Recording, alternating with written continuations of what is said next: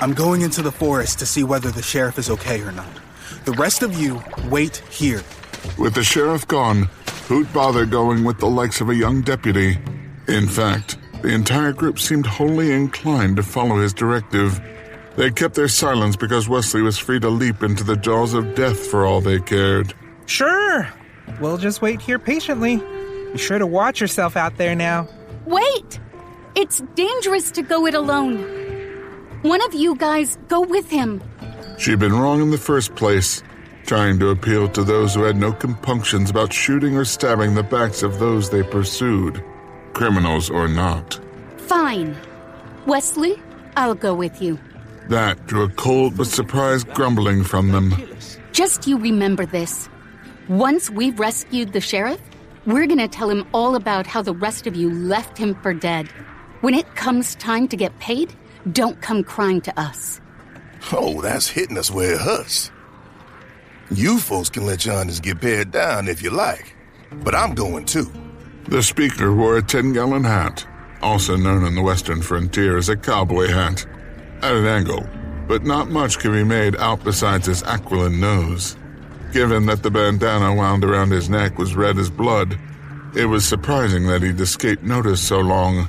The gunpowder rifle worn across his back on a leather strap looked quite old, and the thick tube mounted on top of it was something they hadn't seen before. The bullets in the gun belt around his waist were for the high-caliber rifle, and he didn't carry a pistol. Only the leather-wrapped handle of a knife could be glimpsed in one of his boots. Like the others, he wore his saddlebags on his back. Ordinarily, saddlebags were draped across the cyborg horse's back, but by adjusting the straps, they could be turned into a knapsack. The rifleman didn't seem to mind the unpleasant looks from the remaining members of his profession, as he gave a toss of his chin in the direction of the forest. We're going, right, Deputy? Call me Wesley. And you're... Cowboy will do. Okay. Let's go. As for you, Meg, you're... I'm going. Don't you think I'd be in more danger staying here with this lot? After catching a smirk from Cowboy, Meg glared at the forest. Let's go. They started off with Wesley taking point. They got on a path winding through trees where threads rested like cotton. You been to this island before? Not once. Then I guess there's no point in asking what this forest's like, huh? Of course not. They were in a territory controlled by the nobility, in a forest where tree trunks stood anywhere from 30 to 60 feet high. There was no telling what lurked there. Everyone knew the nobility had created organisms with little regard for whether or not they were deadly, then scattered them around the world. Man-eating eagles with 60-foot wingspans soared the skies.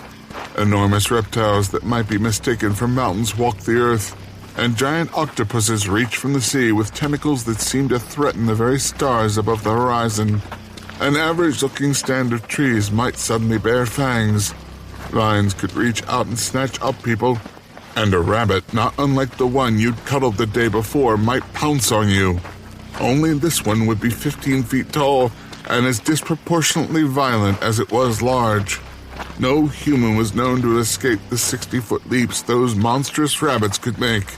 After pressing ahead for nearly 10 minutes, Wesley halted. The wind had shifted, carrying the thick stench scent of blood.